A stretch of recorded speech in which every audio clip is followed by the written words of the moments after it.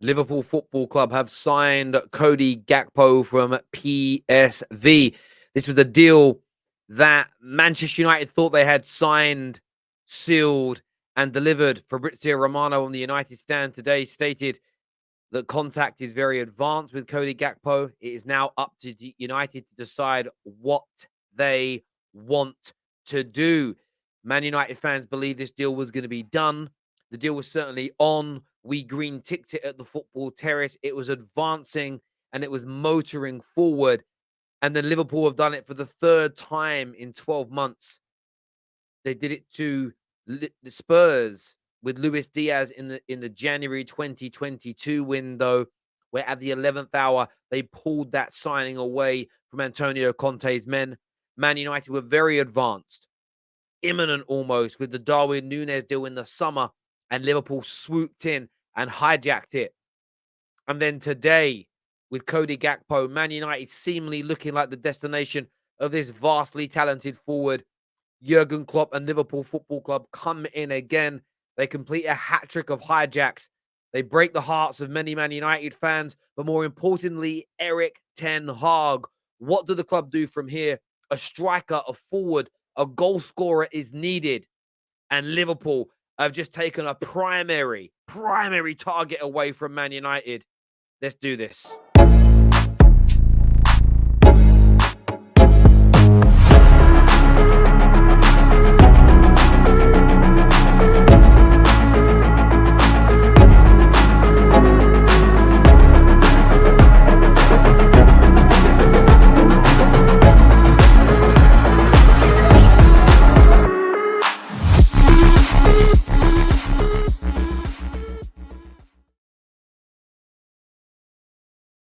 On the 23rd of December, we tweeted this and stand by what we said. Cody Gakpo to Manchester United was on.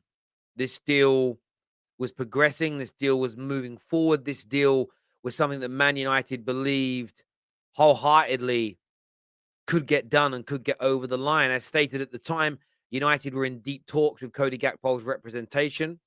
Gakpo wants Man United, and the Glazers were prepared to bring the summer budget forward after Ronaldo's departure.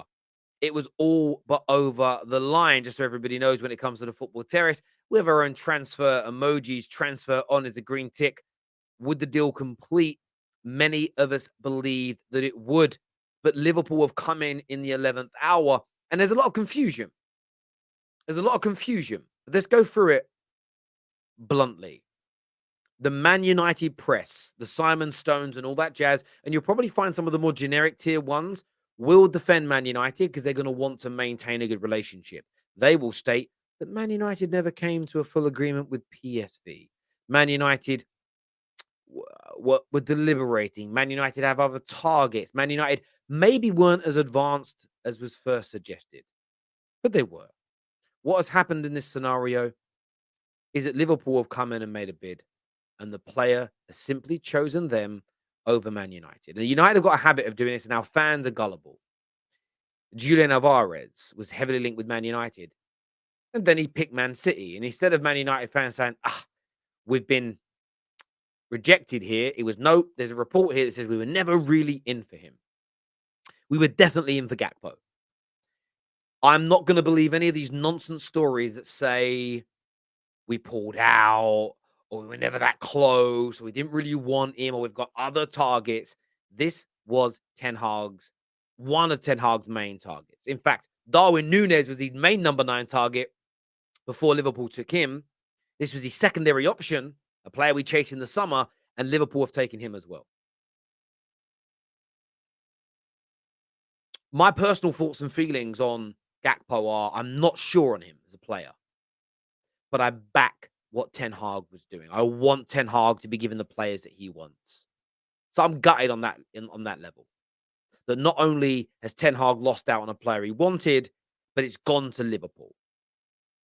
But Liverpool are a well-run club, run so superior to that of Manchester United. Am I surprised? The answer is no. I'm annoyed, but I'm not surprised. Liverpool have gone and got themselves a GA machine. This guy creates, this guy scores. This guy's looking for a home at a top level club. This guy's looking for a permanent position. I'm not too sure where Liverpool are going to play him yet. Darwin's just come in for that striker role. Luis Diaz will play out wide left, surely. Maybe it's behind Darwin. Maybe there's going to be a two-pronged attack. I don't know. And I'll let you lot discuss that. I haven't thought about it enough. But Liverpool have signed a very good player. Is he world class? Is he someone that I looked at that could shoot United to a title one day? I don't know. But a £37 million, it's a good gamble. In the modern day era for a 23-year-old with as much GA as this guy, one of the linchpins of the Dutch team, £37 million a bargain. It's a genuine bargain for Liverpool. So I'm not going to slag the deal off. As stated, I'm not 100% convinced by him. But I think he would have been good for Ten Hag's system, and I trusted Ten Hag.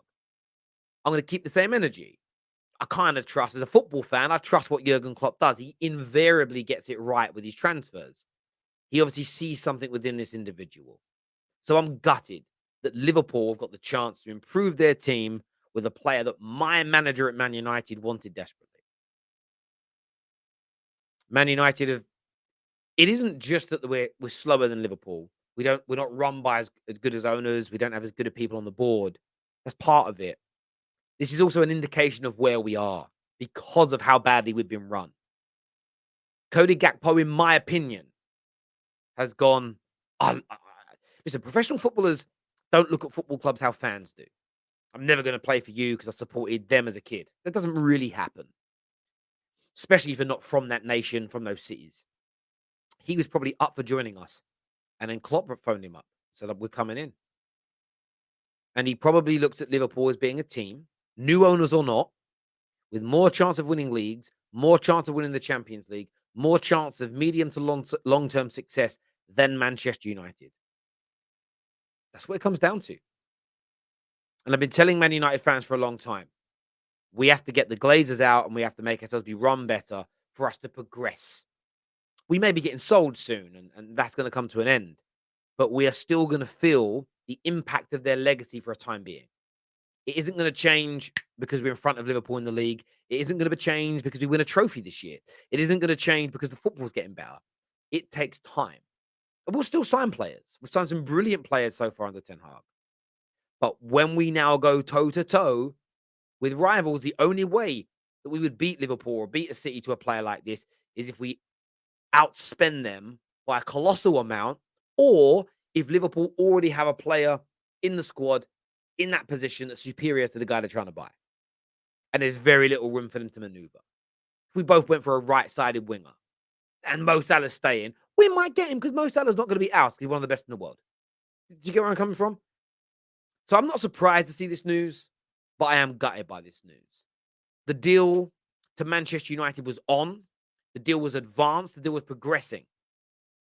But Liverpool have come out of nowhere. Hijack Man United and sign themselves a top player. I want your thoughts and I want your feelings, people. Man United in the mud tonight. Ten Hag will be upset tonight. But what next for United? How good a signing do you think this is going to be for Liverpool? And what are they trying to achieve now they're making this signing? Is it, let's get back in that title race? Is it win as many domestic trophies as we can? Because it's a big move. Listen, people, take care. Goodbye. God bless. And we'll see you all again soon.